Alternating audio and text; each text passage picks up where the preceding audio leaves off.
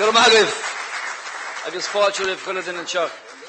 A bheithíl agus elas cohilag níl mac ile fríide, aspig, ambassador Pools agus gachtain on the Peblius agus Listen, I'm glad to be back here in Glenties for a few reasons. This is the occasion of the annual pilgrimage to Croagh Patrick, the last Sunday in July, when people go and tramp their way to the top. It's also the occasion of the pilgrimage here to McGill. And Joe, you've been at this for 4 decades or approximately, done an outstanding job. You've created an institution here which has put this place on the edge of the blue stacks on the map, and I think that's very important. It's just before the pilgrimage to Croagh Park, and we'll talk about that again. Just want you to know that we put back-to-back victories together. We're in the wrong place. In 2011, we took out the defending champions Cork in Croagh Park. In 2012, we took out the defending champions Dublin in Croagh Park. In 2013, we intend to take out the defending champions, but not so that anybody else can have it. This is the point where we stake our claim to immortality, having waited 62 years. I did say last year that I might have the opportunity to legislate for this if it wasn't going to work out right. And during the course of the presidency, one of those exquisite sculptors of words did prepare a bill for us on this called the repatriation of Sam Maguire to its long lost destiny in the west of Ireland. But we hope for the best. Now, I know that I heard Jim McGuinness this evening, and my God, in the days of Anthony Malloy and the team, there was no pullback from Donegal on the football field, so I hope it all works out well for everybody anyway. So, I think your theme here, Joe, looking to 2016, how stands the Republic, is actually a very timely and opportune occasion to reflect on where it is that we stand, where we're headed, and what kind of shape we're going to be in by 2016. Res Publica, things of the Republic, things of the people, are all important. I think, that despite all the difficulties we've had in the past period, Ireland and its people have gone back in many ways to our traditional roots of understanding that when there's a problem, pragmatism and community effort kick in. I cannot speak more highly with the unfortunate series of events that have happened with the heavy rainfall in Letterkenny Hospital. I know that 500 people turned up there from all organisations and agencies to assist in this, because when something like that happens, it's an emergency. The news reports might not give the full extent of what's now having to be dealt with here. But when you consider that the records have been lost in part, that the MRI is gone, the diagnostics gone, the laboratories are gone, the walls are going to have to be stripped and decontaminated, that effectively Letterkenny in the northwest is out of commission for a number of months. And that's why Altnagelvin and Enniskillen and Sligo and all the communities around have been absolutely first class in their response to assist in this. This is an emergency situation, if you like, for a medical institution which is so important for the people of the northwest. And we have to see that because of the heavy rainfall, because of the surge of current and effluent that came from the stream close by, has destroyed in part a really first-class medical facility. And out of that occasion has come a really tremendous and powerful community response that needs to be replicated now by state response in restoring Letterkenny to its premier place among the best hospitals in the country. So in our republic, it's important to note that people do not forget, and that in times of difficulty and in times when assistance is required, it's always there. It's to open the doors for that assistance and to let it play its part is what's important. I'd like to say that in a few short months, this country will become the first to successfully exit a bailout programme. This has not been an easy process. It's going to be an important moment for this country for many reasons, not only for ourselves as a people, for our country, but also because to be a real republic, Ireland has to be a sovereign republic. Also sends out a signal to others, both within the Union and outside the Union, that our people and government have the courage and the realism to face very difficult problems, set out the strategy and plan that these things work. It's a good time, if you like, Joe, to reflect on the very painful steps that have had to be taken by government to retrieve our economic sovereignty, and the challenges that remain, and the changes that we need to make to ensure that our country will never again be put in this position. Never again be put in this position. On my election as Taoiseach, which was a great honour and privilege, I set out my own personal vision for Ireland by 2016. And I've said repeatedly that on so many occasions that as we approach the centenary of the date when those who rebelled and fought and died as our country took its first fledgling steps towards economic independence and political independence, that we should aspire to achieving three things. The first is to be recognised as being the best small country in the world in which to do business. The second, the best country in the world in which to raise a family. And thirdly, the best country in the world in which to grow old with a sense of dignity and a sense of respect. Government has been working hard in setting out the strategy to achieve these aims, which are not just theories or aspirations, but for me, there is no greater objective that you can have politically than to succeed in recreating a really vibrant republic for all our citizens. As Joe pointed out, the backdrop to this first half of 2013 was the European presidency. See, with 27, now 28 countries involved here, this was the most technically complex presidency of them all. It required preparation 6, 8, 12 months in advance, because negotiating both with the Council, which is the leaders of the different countries, and the councils of ministers, the European Parliament, which since the Lisbon Treaty has to give effect and imprimatur and its approval to the budget, and the European Commission, demanded an enormous amount of time, particularly from those diplomats and from those public servants whom you will never hear of, who worked all the hours that God made to put in place the requirements for political decisions to be made. So from that point of view, our seventh presidency began on the anniversary of joining what was then known as the European Economic Community. And we set out three pillars here: stability, growth and jobs. Just those three, because therein lies the solution to the problems of the European Union, the problems of Ireland, and our place, therefore, in the global community. And though we're a small country, as Ambassador Poels pointed out, and I was happy to work very closely with Prime Minister Helle Thorning-Schmidt from Denmark on these matters, Ireland has played a disproportionate part in building this union. And I say this while I criticise governments of the past. All governments that held the presidency of Ireland over the last 40 years did their damnedest to do it well and to do it effectively. But this was more complex and more difficult than before. So despite the fact that people said some of these things are impossible, one of the startling features across Europe is the fact of the phenomenon of the numbers of young people who have no employment, who have no work, who are left without hope, who are left with disillusionment and despair. I was in Spain speaking to the Prime Minister over there as part of the presidency. 57% of young people are unemployed. It's 60% in Greece. There are difficulties in so many other countries.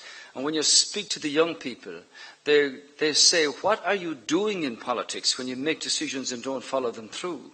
And one of the first things that I noticed at the European Council is a requirement for two basic essentials: trust and truth.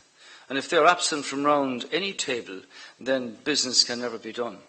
And I'm glad to see that where we were in a position where decisions were being made that were not being followed through because people didn't actually believe in them, we're now in a position where, by example, from Ireland's perspective, as presidency, we've been able to bring everybody with us on a whole series of issues where that's an understood issue now, that if you make a decision, then that you go and follow it through.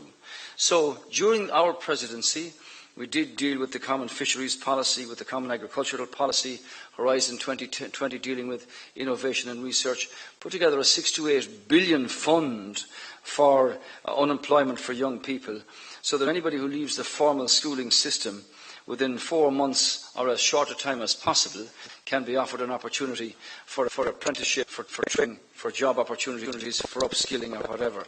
This is absolutely so important. We made major progress on very complex issues about banking union. Single supervisory mechanisms, Capital 4 directives, resolution and recovery, and putting in place the structure by which hopefully this can be dealt with next year when it happens, arising from the decision made on the 29th of June last year, where leaders said we break the link between sovereign and bank debt and go and prove it. Because that's important with the economic train crash that happened in our country just a number of years ago. That legacy issue is still to be dealt with. So the progress that we achieved during our presidency, I have to say, was good for the reputation of our people, good for the morale of the European Union, and created a new sense of integrity and credibility about Ireland. One of the largest employers in the world, with whom I met in America shortly after I was elected, and I said to him, what would you do if you were in my shoes? He said, the first thing you have to do is prove that you're serious. Prove that your people and your government are serious about what you're at. And that's been an essential focus of the actions of government with what we've been trying to do here. In the last 6 months, we've attempted to deal with a whole range of those issues. So when government was elected, if you just think back 2.5 years, country economically was in free fall, public finances were out of control, banks were on the brink of collapse, nobody could get credit, employment was collapsing, the image of our country abroad was one of confusion, one of lack of cohesion, where our reputation, our integrity and our credibility were on the floor for a whole variety of reasons. So the immediate priority on being elected to government was to focus on the public finances, bring that situation under control, stabilise your banking system and rebuild our international reputation. It meant calling all our own ambassadors back from around the world and say we've got a new set of directions here. And calling in all the European ambassadors to say, I want you to understand that we're setting out on a course that's going to be serious here, where we attempt to set out to rectify this problem so that it won't happen again. And this has affected Donegal more than every other part of the country, in terms of small businesses, in terms of villages and parishes and towns where young people are in Darwin or in Brisbane or in San Francisco or wherever. And these are social impacts. I know they're different in the sense that communications is instant now, and from FaceTime to Twitter to all these communication systems. But nobody likes to leave unless they want to leave. And it's important that we set out the structure to try to rectify that. There's been some improvement in the situation insofar as employment is concerned. Now, for 3 years we lost 7,000 jobs every month in the private sector. 7,000 jobs gone every month, 250,000. They've stabilised that position. The private sector is now creating 2,000 jobs a month and rising. And that's, a sign of confidence, but it's a long, long way to go and a long, long way from where we need to be. Our construction sector is now contributing 6% of GDP. It used to be 24, 25, 26%. It's now too small. We've got to rebuild that, but rebuild it in a way that's effective, where the spend goes through the community and where it's controlled, and not like it was in the past. So while the unemployed numbers on the live register have dropped below 300,000, this is welcome, but we need to do so much more. And that's why we set out under my own department, working with the Department of Jobs, to say, let's set out the action plan for jobs here. You show me what it is that business in Donegal needs. You tell me where the Donegal employers, where the national people can say, here's an idea, here's an opportunity for a job. Free it up, cut the red tape, cut out the bureaucracy, and go and prove it. One of the things to demonstrate that was down in Waterford just a few weeks ago. I was down there with the Taoiseach, Minister Burton and Minister Bruton, where you used to have a situation, if somebody wanted to take on somebody off the live register, you'd get a complex system of a tax credit in retrospective. It was too complex, too red tape, too bureaucratic, and nobody bothered with it, or very few. So listening to employers, what government have now done is put a direct cash injection in there to help their cash flow. So somebody who's on the unemployed list here in Glenties for 12 months, if an employer takes them on, they get a direct injection of 7,500. If that person is out for 2 years, they get a direct injection of 10,000, which is simple, effective, and helps the cash flow. And we want to look at the live register not as a list of discarded, despondent people who simply go into an office and draw your tax money as their dole. I want to see a situation where those people are reckoned and understood to be people who want to work, the vast majority do, where they have experience, motivation, where they've got ambition, where they've got talent, but you have to identify it. So you have to change the whole nature of the way you look at that, and the way you engage with them, and the way you show them that there are opportunities that they can contribute to their local communities, local economy, and to the country as a consequence. Obviously, one of the major issues that confronted us was this whole business of the Anglo-Irish Bank promissory note arrangement. And that's been renegotiated, the replacement of IBRC and the promissory notes with a sustainable, more longer-term debt. And that means that there will no longer be the annual requirement to pay $3 billion every year as part of that promissory note arrangement. I opened a school down in Ballycroy in County Mayo very shortly after being elected. It cost €1 million. Site, buildings, a lot. Lovely. And the point was that you could build 3,000 of those every year for 10 years with what was going into the Anglo-Irish debt arrangement. Think of that for what you could do for your localities around the country. So the requirement to borrow 20 billion less over the next 10 years is a substantial improvement on the debt situation that pertained there. So that deal, if you like, has helped the government move forward a number of steps in preparation for exiting the Troika arrangement towards the end of this year. We also renegotiated a reduction in interest rates and a longer-term extension in terms of loan maturities, which was also given to Portugal, which helps our debt profile in the years ahead. So that improves international confidence, if you like, as we prepare to fly again on our own economically. So the requirement was also to make very difficult choices in sorting out our own public finances here, which you're all aware. Now, we had Croke Park 1, and when that came to sort of a conclusion, and a Croke Park 2 was put in place, that wasn't accepted and was voted down by some unions and accepted by others. And a rearrangement of that, which was led by Minister Howland, called the Haddington Road Agreement, has now been concluded and sends out a very big signal about industrial peace in this country for the next number of years, which is very different than has happened in other countries. And that's because people recognise in our country that if there's a problem, it's not going to go away until you fix it. And it can only be fixed by everybody working together in that sense. So the increased payroll savings coming from the Haddington Road Agreement will deliver €1 billion between here and 2015. And they will also deliver unprecedented changes in the way that the public sector delivers its services and organises them in respect of the taxpayer and the people. And that's an issue that I see already down the west immediately.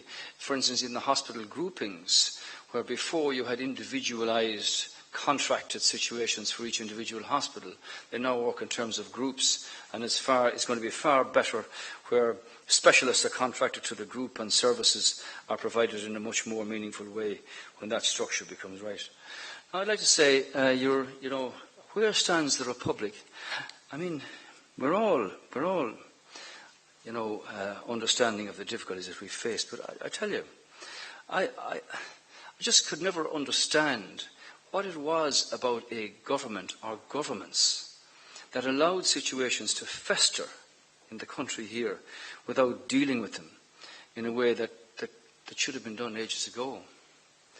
Now, the Magdalene ladies went on for over 60 years, and no government dealt with this.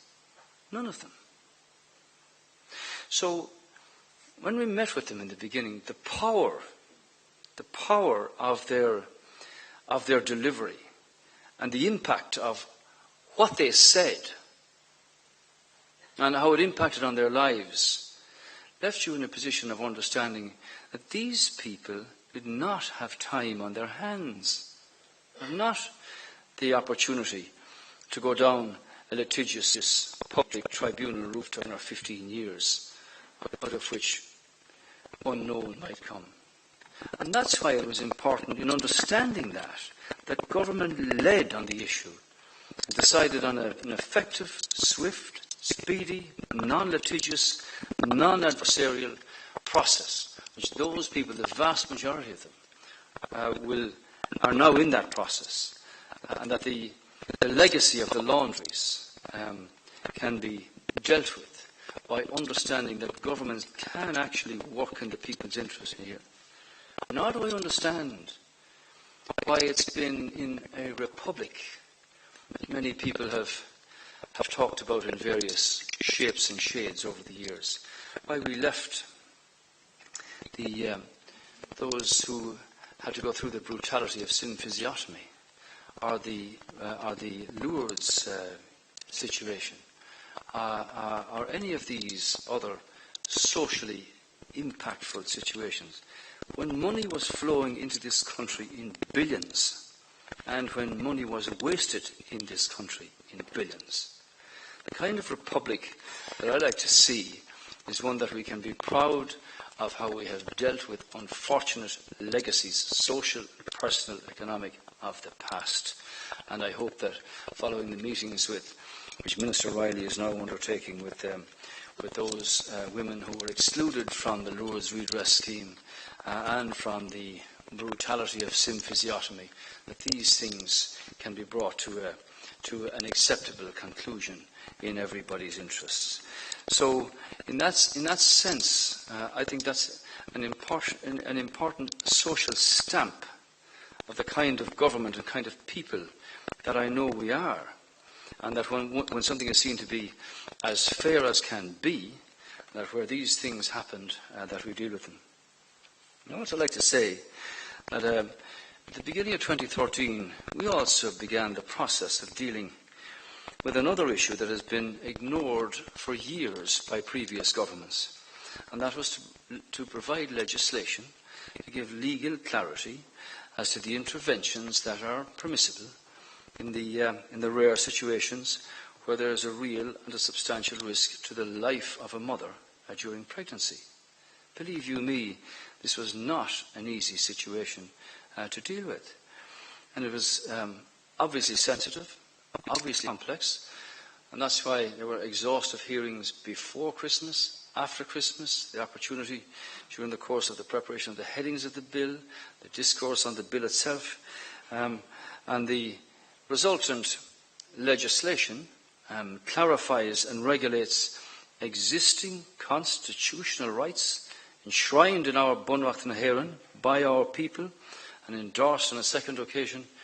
It does not create any new rights.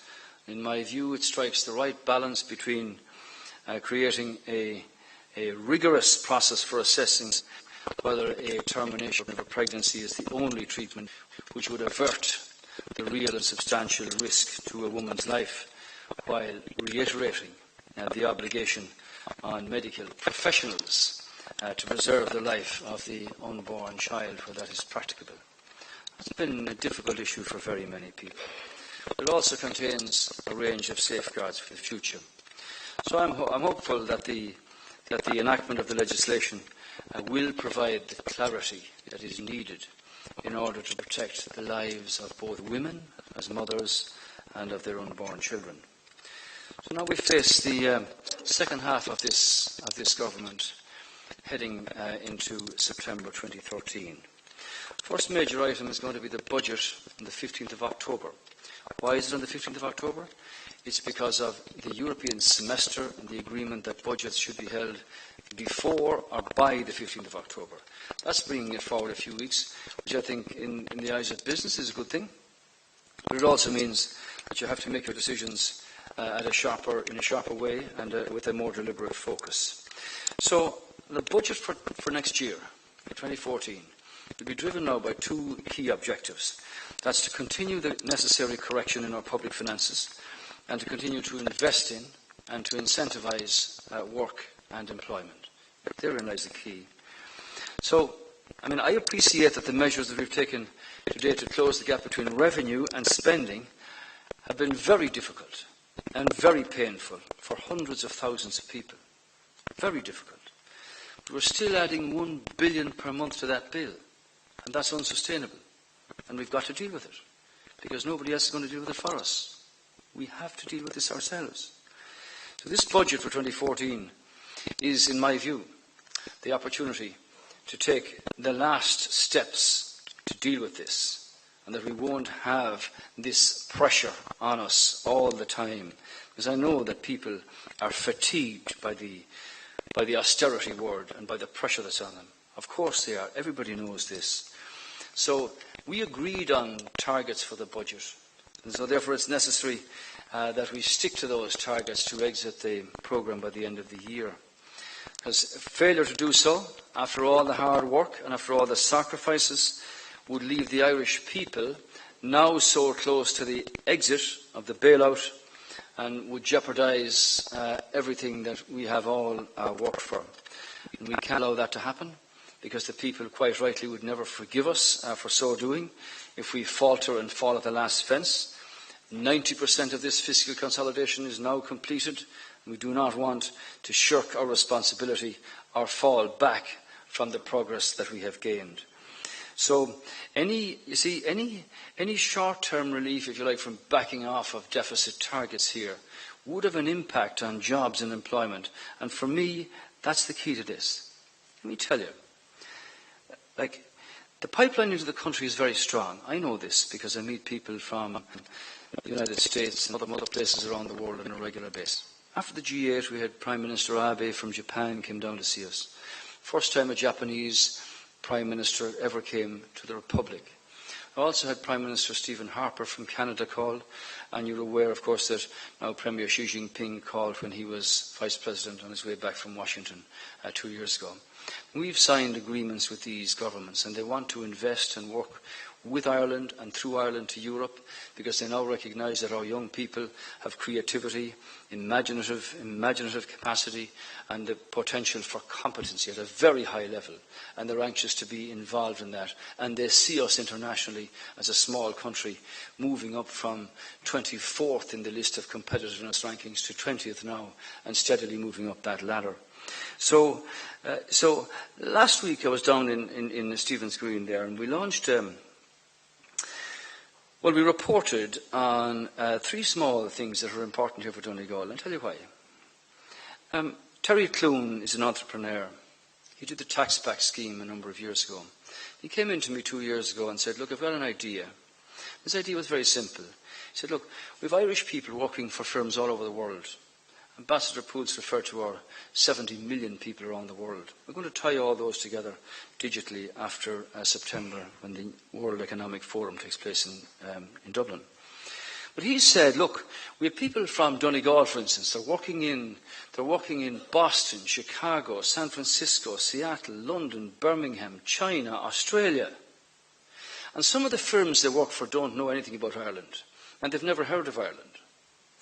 So the point was, if any of those firms or companies are going to invest in Europe, that we should tell them, well, why don't you consider Ireland in that context? So we set up a structure with the IDA and called Connect Ireland. And last week we announced 3 investments. And they're small, but they're important. One was for 50 jobs down in Port Harlington. In Port Harlington, Coolan Tudra, if you pass up on the train, is a sign, Coolan Tudra. 50 jobs there. 10 more from a European software company in Longford, and 10 more dealing with the oil and gas business down in Kinvara, County Clare. Now think about that. If you could replicate that 100 times around the country, in Bunclody or in Buttevant or wherever you like, in Donegal, in Fintown, 10, 15 jobs in places like that are the equivalent of hundreds in bigger cities. So whether you're a chief executive or a receptionist, You have an opportunity with your people from Donegal, and God knows no more than Mayo, your emigrant numbers are very extensive. But they should be told, if you're Irish anywhere in the world and there's a firm investing in Europe, they should look at Ireland, because that means jobs and employment and opportunities for young people here. So we're sitting down with ministers at the moment, talking about their ceilings for their departments. That will work itself out during the course of the next number of weeks. And the real business of the budget will start in September, because the information insofar as growth projections for next year and the figures coming in terms of revenue and income and all of that will begin to flow, so that government will be properly informed about the decisions that it must make.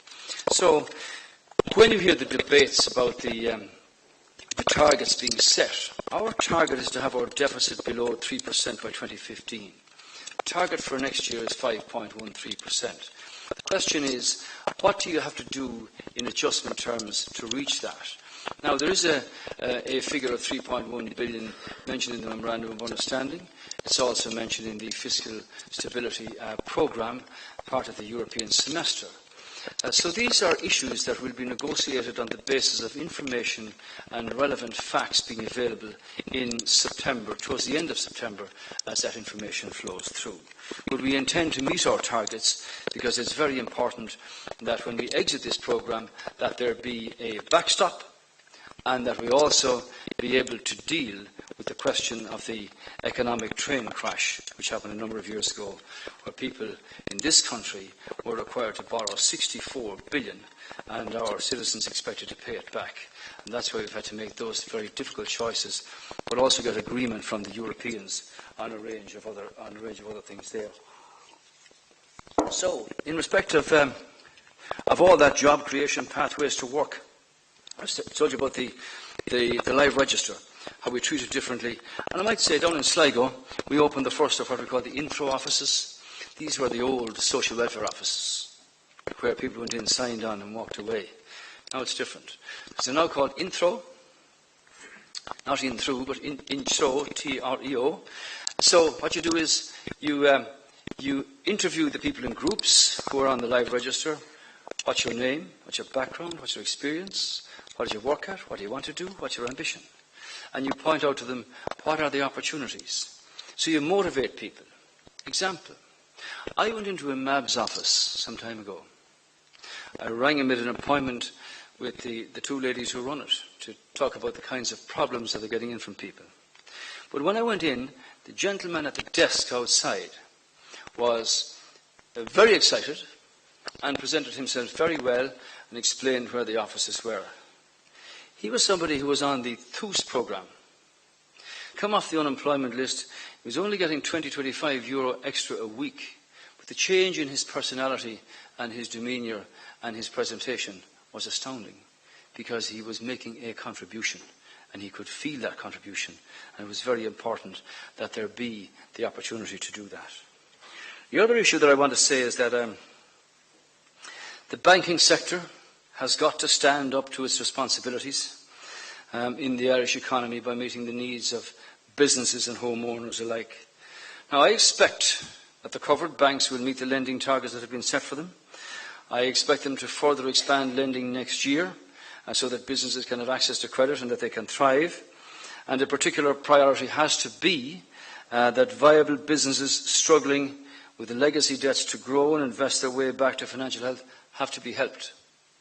Now, there are 95,000 distressed mortgages out there. These are not going to be sorted out just by waving a wand. Nor will they be sorted out by somebody on a telephone at the far end of a line in Dublin or somewhere else, just saying, well, this is the situation. This requires face-to-face contact and knowledge of the circumstances and background of cases. And that's why I expect that the banks, who have now trained their personnel, will see to it that there is direct contact with clients who are in distress with their mortgages, and that solutions can be worked out that are not merely just putting it on interest only for another 5 or 6 years, where the principal is not attacked or ever reduced. And think of the psychological benefit of getting so many of these people back into contributing to our economy and our economic well-being. And that requires face-to-face contact from the banks, and I expect them to do that. As I said, with the scale of the challenge of cleaning up what we inherited here, the reforms that are needed are very clear to prevent the mistakes of the past recurring. We did say that we would lead a programme of reform, and that's what we're going to do. We've abolished, effectively, corporate donations for political parties. We've set about a major reform of the Dáil and the question of the abolition of the Seanad, the most radical transformation of local government in over 100 years, the establishment of a constitutional convention to review the country's supreme law and to represent the biggest package of political reform since passing our constitution since 1937. So the next Dáil will have a smaller number of TDs. We've increased the number of Dáil sitting days. We've reduced the pay and the pension and the allowances of all politicians, starting with the office that I hold. We've halved the cost of ministerial transport. We're already radically streamlining local government, which will reduce the number of local authorities from 114 to 31, and the number of councillors from 1,600 to 950. But I still believe we can do so much better. Now, I came here 4 years ago to McGill, and I said at that time that I was considering a reform of Seanad Éireann. And I did consider that. And the more I looked at it, the more I considered that it couldn't be reformed. Because you either ended up with one of two things: a minority discriminatory body, or something akin to the Dáil. The constitutional responsibility for holding the executive to account, which is very fundamental to a republic and to a democracy, rests with Dáil Éireann, not with Seanad Éireann. The Seanad has never been a second house. It's been a break on the proceedings of the Dáil. And my view, after having had many years' experience of this, is that it's the time to ask the people the question. I'm to ask the people the question. We've had 10, 11 reports. I'm amused at all the speakers I hear coming out saying, "Oh, you must hold on to the Seanad. This is a wonderful institution with brilliant people." Of course. And we've had many brilliant people in the Seanad.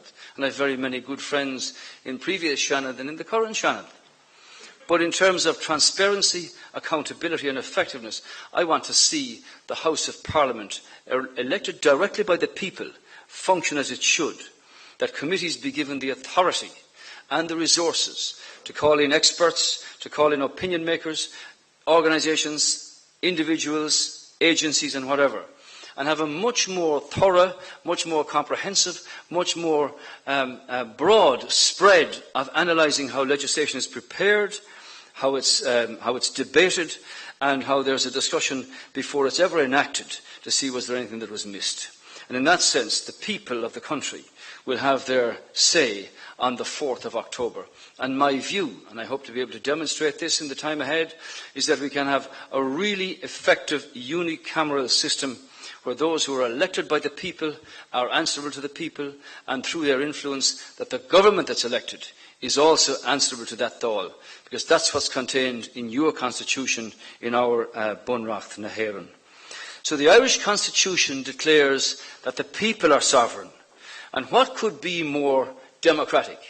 What could be more sovereign than to ask all of you and every other citizen who's entitled to vote in this republic, do you consider that we should continue to have a Seanad or not? Do you agree that it should be abolished? And it's a yes or no. In my view, with the programme that we set out for the more effective running of the time of the Dáil and the resources of the Dáil, the people will not lose. I see different people giving their contributions on the Seanad. And when I went to the Seanad myself to address the senators, I said, well, you know, it's not in my hands, the fate and the future of the Senate is in the hands of the people, where it should be. And the people, as I committed to them in the beginning, will have the opportunity to have their say. Just as an aside on that, when people say to me, why wasn't this referred to the Constitutional Convention? The reason is, the Constitutional Convention is a forum of politicians and the people. 66 private citizens selected properly, and 33 public representatives and a chairman. So it's a recommending body, and they make recommendations as to what the government should or might do. Reduction in the age of eligibility to stand for the presidency, reduction or not in the period of service of the presidency, reduction in the voting age to 16 or 17. Do you think these are important issues? The question in the second Constitutional Convention report was dealing with the issues of greater involvement of women in politics and some of the changes that are occurring there. Questions like whether you agree with the issue of gay marriage or not. These are recommendations that have been made by the Constitutional Convention. But in the case of the Shannon, both the parties to government, the Fine Gael party and the Labour Party, had already decided, we'd made a decision at government level. And this is a question we will ask the people. So we didn't actually need a recommendation on that from the Constitution, whatever the Convention, whatever they might want to do, already decided. So in that sense, the 4th of October will be an important date. I also want you to understand that don't lose sight of this, because in May 2009, it was recommended to the last government that the Constitution should be amended to allow for what they call a court of appeal that would deal with both civil and criminal appeals. Now, that was to address the huge backlog that has arisen in the Supreme Court, where if you want your case to be heard there now, it's taking over 4 years to deal with it. That wasn't always the way, but it's now extended to a point where it's virtually impossible to get a case heard without going through that period. So the people are going to be asked, will you give the government authorisation to set up a new court of appeal that would allow for the dealing with many of those backlogs to be taken to a new court, which would speed up the process, make it more efficient, more effective and more transparent. And we would say that that's an issue that people should vote yes on, and we will promote that strongly from our own point of view. I'm nearly finished, Joe. As I said at the outset, the remainder of 2013 now will be pivotal to the development of this republic. There are crucial economic and crucial constitutional decisions will be faced. They will determine how we retrieve our economic sovereignty, and they will continue the reforms that are needed to ensure that this never happens again. So, as we approach the end of this year, I actually feel it within myself that we face a future that is much brighter once we cross the last hurdle up ahead of us. We know where the high ground is. And for me, that high ground is building a republic that is transparent, that is accountable, that is run effectively, but that it's all about the opportunities for the people. Let me say, I've never been more proud to see young people from this country, all over the world, stand on any stage with their peers and more than hold their own. One company last week rang me and said, we got 4 calls internationally in the space of a week, asking if Ireland could put together a team of competent young people to deliver product X or Y. I think that's something that we should all be very proud of. I have to say, the same republic doesn't make me feel very proud when I see and read reports of some young people, a minority, comatose with drink at weekends, which doesn't do any good for anybody. And that's an issue that we need to address culturally, socially, educationally, and in so many other ways. But for me, as somebody who's been in politics a long time, it's a great privilege to head a government that is not afraid to face the challenges that our people face. Because the government is only there by the mandate and the will and the vote of the people. In due course, in 2016, in the spring of 2016, almost at the very last day of the constitutional remit, the people of Ireland can judge us on our programme, whether we've implemented it or not. I look forward to 2016, Joe. I really do. I'd like to think that government can leave behind a legacy of pride here. that if those leaders were to come back, that despite all the troughs, the ups and the downs, that we've weathered those storms, but we've put in place a situation where this will not happen again. I was in Cork recently. An elderly man walked up to me, and I know that this is because of his faith. And he said, I have lived in your country for 70 years. And he said, I will now die happy because I now know that I do live in a republic. And I want to see that republic strengthen in the minds and the hearts of the people.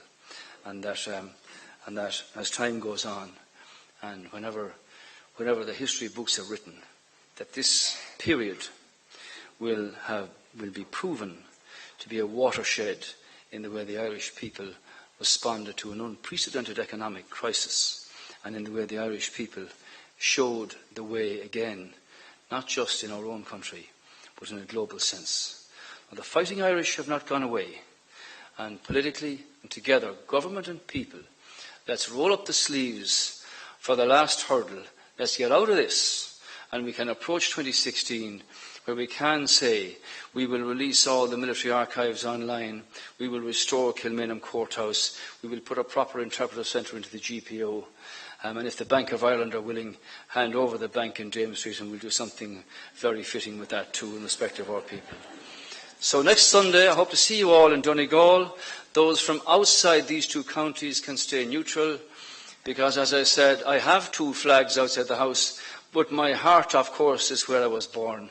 Last year, I had to stand down beside the Donegal lads when they were receiving Sam Maguire, and I didn't know whether to laugh or cry or grimace or grin or whatever else. In any event, I hope that next Sunday, on the wide open spaces of Croke Park, both teams, the red and green and the green and gold, will give a display of what is best about Gaelic football in the true traditions of connection, contact between both our counties, and may the best team win. Thank you very much indeed.